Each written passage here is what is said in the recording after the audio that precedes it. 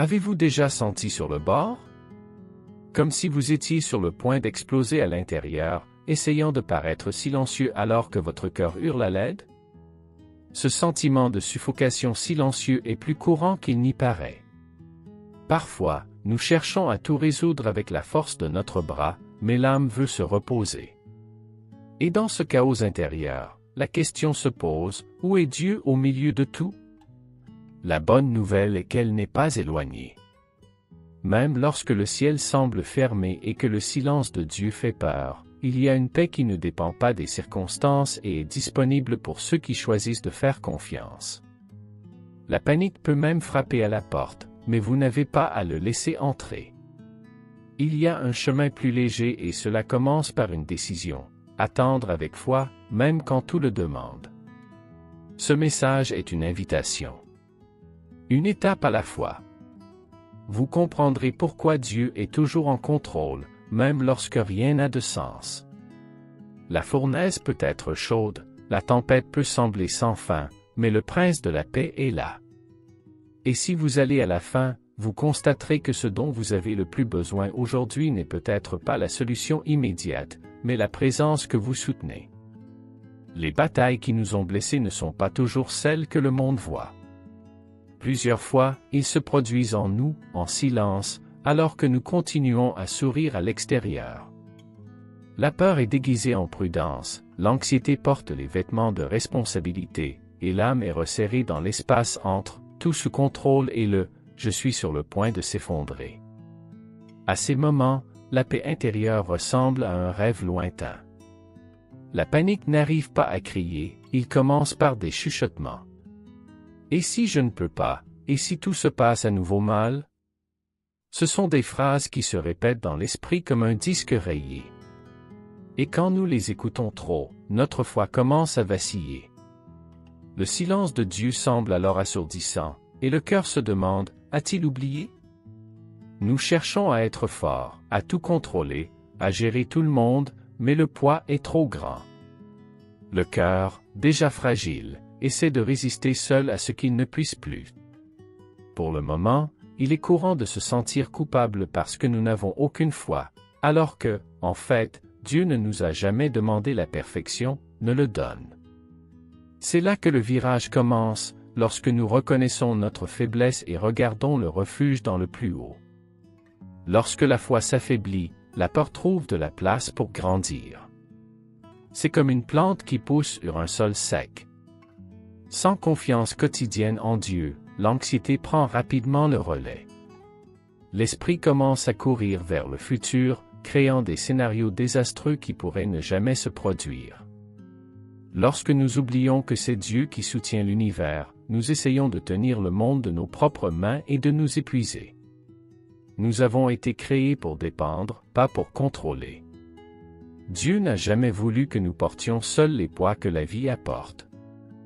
Lorsque nous essayons de tout gérer sans prier, sans faire confiance, nous devenons des cibles faciles pour la panique. La foi, au contraire, nous rappelle qu'il y a une souveraineté divine qui s'occupe de chaque détail. Et même si la tempête ne passe pas aujourd'hui, sa présence est déjà suffisante. Par conséquent, au lieu d'essayer de garder tout sous contrôle, la meilleure façon est d'apprendre à se reposer. Une prière sincère, un verset noté dans le miroir, une période de silence avec Dieu, toutes ces attitudes renforcent l'âme. N'oubliez pas, là où la foi est cultivée, la peur perd de la force. Et même les jours difficiles, il y a comment choisir de faire confiance au lieu du désespoir. Attendre avec la foi est un acte de courage et de sagesse. Isaïe, chapitre 41 et verset 10, est l'une de ces promesses qui en valent la peine dans la Bible et collée à la porte du réfrigérateur.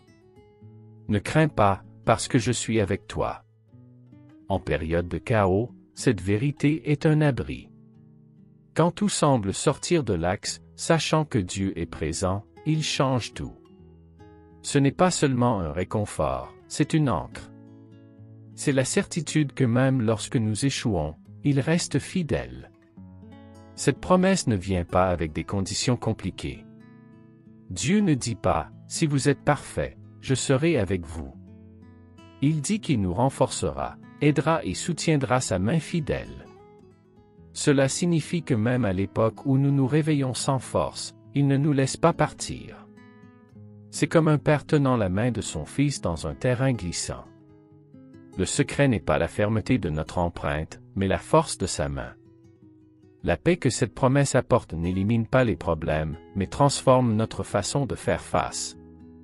Au milieu de la peur, de l'anxiété ou du silence divin, Isaïe, le chapitre 41 et le verset 10 résonnent comme une chanson d'espoir. Si Dieu est avec nous, il y a un but dans la douleur, une direction de confusion et de calme dans la tempête. C'est la sécurité qui soutient lorsque la foi semble fragile. Les disciples étaient paniqués, sentant le bateau balançant, le vent brûlera et l'eau envahira. Pendant ce temps, Jésus a dormi. Oui, j'ai dormi dans la tempête. Ce n'était pas une négligence, c'était la maîtrise. Il savait que la mer obéissait à sa voix. Et cette scène nous montre quelque chose de puissant. La présence de Jésus n'empêche pas la tempête, cependant, garantit qu'elle ne nous détruit pas. Quand Jésus se lève et dit « Calmez-vous » au-delà, tout change en quelques secondes. La paix n'est pas venue parce que le vent a cessé à cause de la paix que Jésus porte.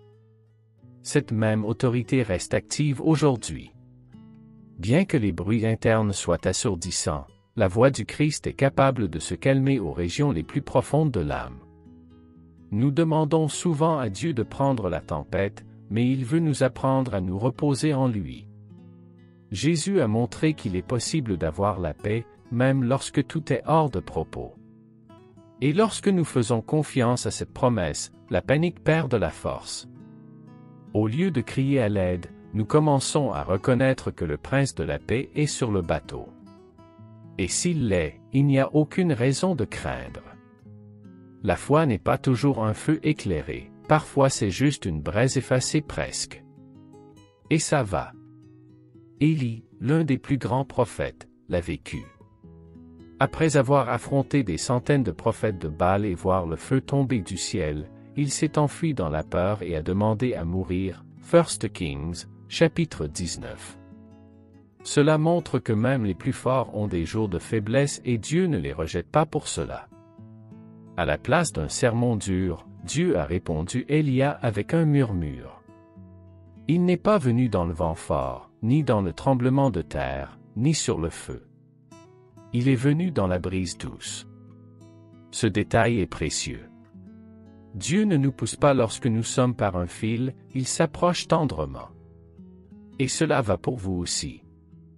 Lorsque la foi oscille, elle ne nécessite pas de performance, mais livre. Dans nos moments d'épuisement, la chose la plus importante n'est pas la taille de notre foi, mais la direction que nous regardons. Dieu connaît le cœur brisé et sait atteindre qui est fatigué. Si vous vous sentez faible, rappelez-vous, le Seigneur lui-même a dit que la foi de la taille d'un grain de moutarde est suffisante pour déplacer les montagnes. C'est en faiblesse que son pouvoir se perfectionne. Nous avons l'habitude de penser que nous devons être bien pour approcher Dieu. Mais le psaume, chapitre 34 et verset 18, renverse cette idée, près du Seigneur de ceux qui ont le cœur brisé. Il ne s'attend pas à ce que vous ajoutiez les éclats seuls. Il se retrouve juste au moment où tout s'effondre. Dieu ne rejette pas les larmes sincères, il les recueille, il les comprend. La présence de Dieu ne nécessite pas de foi parfaite, mais un cœur honnête. Parfois, le maximum que nous pouvons dire est « Aidez-moi, monsieur ». Et c'est suffisant. Il voit au-delà des beaux mots. Il se penche pour entendre ce que nous ne pouvions même pas exprimer bien. La douleur ne nous éloigne pas de lui, en fait, c'est généralement la façon qui nous ramène à ses bras. La rupture n'est pas une faiblesse, c'est le sol fertile où la foi peut s'épanouir à nouveau. Lorsque nous reconnaissons que nous n'avons pas tout sous contrôle, Dieu agit avec plus de liberté. La souveraineté divine se manifeste avec le pouvoir lorsque nous nous rendons et disons « J'ai besoin de toi ». À ce stade de la reddition, la paix commence à pousser silencieuse mais réelle. Lorsque tout semble hors de contrôle, il est essentiel de se rappeler, Dieu ne perd jamais le commandement. Isaïe, le chapitre 46 et le verset 10 déclarent qu'il annonce la fin depuis le début et remplit tout son but. Il n'y a aucune chance dans le ciel, pas de plan de fortune. La souveraineté divine est le roc ferme au milieu de notre instabilité. L'anxiété nous crie que nous devons tout résoudre rapidement, notre chemin. Mais la confiance est née quand nous comprenons qu'il y a un Dieu qui voit ce que nous ne voyons pas. Il voit avant, pendant et après la tempête. Lorsque nous acceptons que nous ne contrôlons pas, et nous n'avons jamais été, nos cœurs respirent enfin. La paix intérieure s'installe lorsque nous abandonnons le rôle du Rédempteur et que Dieu soit Dieu. Cela ne signifie pas la passivité, mais le repos. Vous faites toujours votre part, cependant, avec la certitude que le résultat est entre les mains de ceux qui ne manquent jamais. Lorsque nous comprenons que la vie ne dépend pas uniquement de notre force, la panique perd de la place. Et que reste-t-il? Foi. Espoir. Paix. Parce que si l'auteur de l'histoire écrit chaque chapitre, même en temps difficile, il y a un sens qui sera toujours révélé. La prière est plus que des mots, c'est un soulagement. Philippiens, chapitre 4 et versets 6 et 7, nous apprend à ne pas aller anxieux mais à tout présenter à Dieu, avec supplication et gratitude. En retour, nous recevons quelque chose de précieux, la paix qui dépasse toute compréhension. Ce n'est pas la paix du monde, qui dépend des circonstances. C'est celui qui garde le cœur même lorsque la tempête n'est pas encore passée. La prière ne vient pas toujours avec de belles phrases ou des déclarations poétiques. Parfois, ce n'est qu'un soupir fatigué, un « Seigneur, aidez-moi » chuchota au milieu du chaos. Et ça va. Dieu entend même ce que nous ne pouvons pas dire. Dans ce lieu de vulnérabilité, la présence de Dieu se manifeste, se calmant. Le silence de l'âme commence lorsque le cœur se connecte au ciel. Vous voulez cultiver cette paix? Commencez par de petites habitudes, séparez 2 minutes avant de quitter la maison, lisez un extrait des psaumes, parlez à Dieu comme un ami. Écrivez vos prières si vous le souhaitez. Faites-en un refuge quotidien. Parce que plus vous priez, plus la foi est renforcée et moins la panique d'espace trouve en vous. La veuve de Sarepta a fait face à la rareté lorsqu'elle a rencontré le prophète Élie. Nous lisons les Premiers Rois, chapitre 17 et versets 8 à 16. Avec seulement une poignée de farine et une petite huile d'olive, elle croyait en la parole du Seigneur et a fait du pain. Dieu a multiplié sa disposition jour après jour, montrant que même dans la vallée de la nécessité, il est fidèle à soutenir ceux qui font confiance. Un autre exemple frappant est celui d'une femme en flux sanguin, rapporté à Luc, chapitre 8, et versets 43 à 48. Pendant 12 ans, elle a souffert sans guérir jusqu'à ce qu'elle touche, avec foi, dans les vêtements de Jésus. A immédiatement été guérie. Son geste simple et plein d'espoir révèle le pouvoir qui découle du Seigneur lorsque nous le recherchons de tout son cœur. Ces récits bibliques nous rappellent que les soins de Dieu sont réels et présents. Il n'ignore pas la douleur de ses enfants. Avec chaque cri sincère, il répond avec la provision, la guérison et la paix. En période d'incertitude, sa parole reste vivante. Je sais quelle pensée j'ai sur toi, Jérémie, chapitre 29 et verset 11.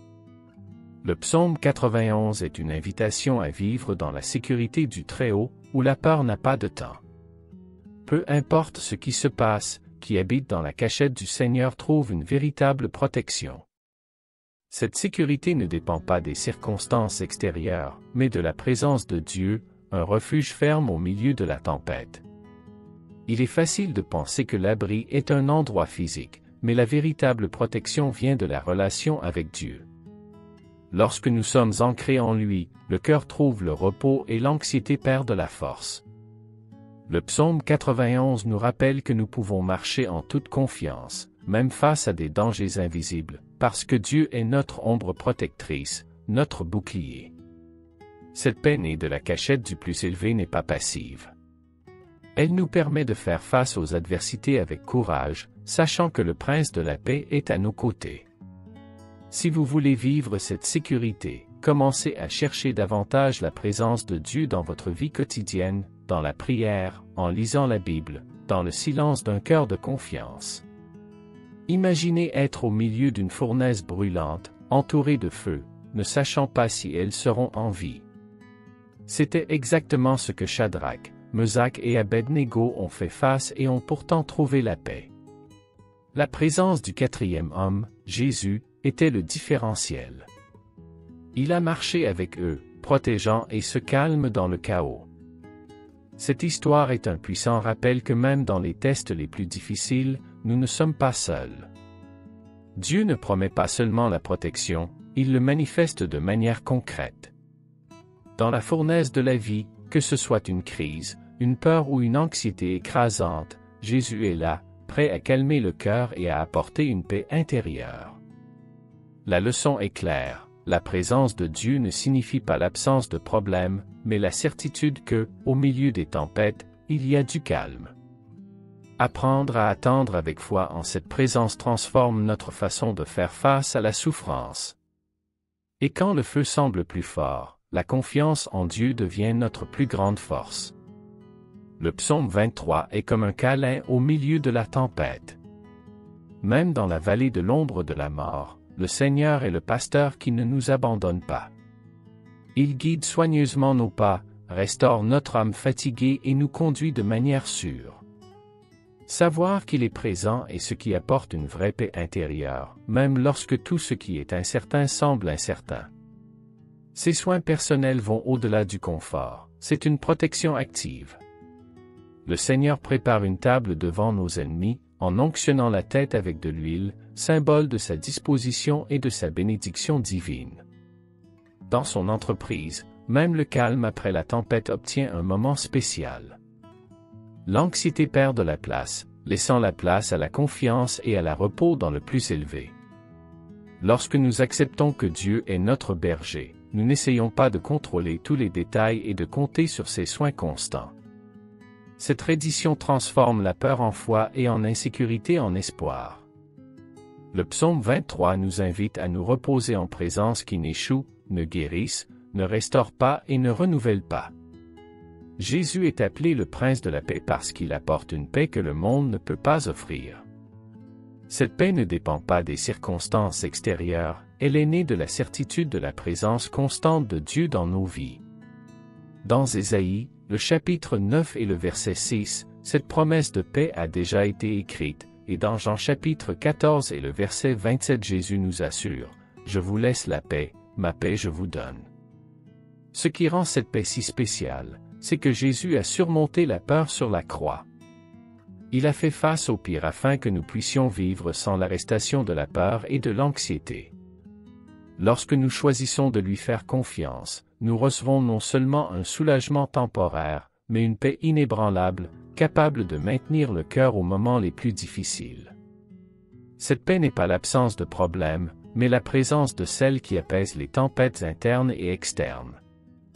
Le Prince de la paix invite chacun de nous à se reposer dans ses bras, à livrer les peurs et à trouver un refuge sûr. C'est une paix qui transforme le désespoir en espoir et en anxiété en prière. La paix n'est pas un cadeau que nous recevons une fois et prêt, c'est un choix quotidien.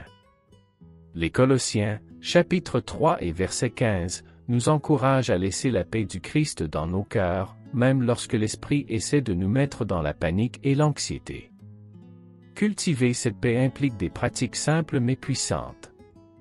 Lire la Bible, chanter des louanges, prier avec un cœur ouvert et être en communion avec d'autres qui partagent la foi sont comme de l'eau pour cette plante, nous appelons la tranquillité intérieure. Plus nous irriguons notre foi, moins il reste de l'espace de peur de grandir. Par conséquent, ne vous blâmez pas les jours où le cœur bat rapidement. L'important est de toujours revenir à ce qui nous soutient, Jésus, le Prince de la paix. Choisir la paix quotidienne est un acte de courage et de foi, un exercice constant de faire confiance que Dieu contrôle et qu'il n'échoue pas, même lorsque tout semble incertain. Nous arrivons à l'époque pour livrer toutes nos peurs et nos angoisses aux mains de ceux qui peuvent tout transformer, Dieu. Fermez les yeux un instant et imaginez laisser échapper tous les poids que vous avez portés. Peu importe la taille de la tempête, c'est notre refuge, le pasteur qui ne nous quitte jamais. La livraison du cœur brisé est la première étape pour vivre la paix intérieure. Merci le Prince de la paix d'être présent même en silence, d'être la force de faiblesse et de calme dans la tempête. Sachez que faire confiance à Dieu est plus qu'un acte, c'est une vie qui se transforme, où la peur perd de la place pour la foi et l'anxiété donne la place à la prière. Dieu contrôle et n'échoue jamais. Maintenant, avec la certitude de sa présence, répétez avec moi dans votre cœur, « Seigneur, je choisis d'attendre avec foi, donne mes peurs et confiance en ton amour. Que ta paix garde mon cœur et mon esprit aujourd'hui et toujours. » Nous prions. Seigneur Dieu, au milieu des tempêtes de la vie, je viens chercher votre refuge et votre paix. Je vous demande de calmer mon cœur agité, pour transformer mon anxiété en pleine confiance. Puis-je ressentir votre présence constante, même lorsque le silence semble peser trop. Père bien-aimé, m'aide à livrer toutes mes peurs et mes préoccupations à vos mains souveraines.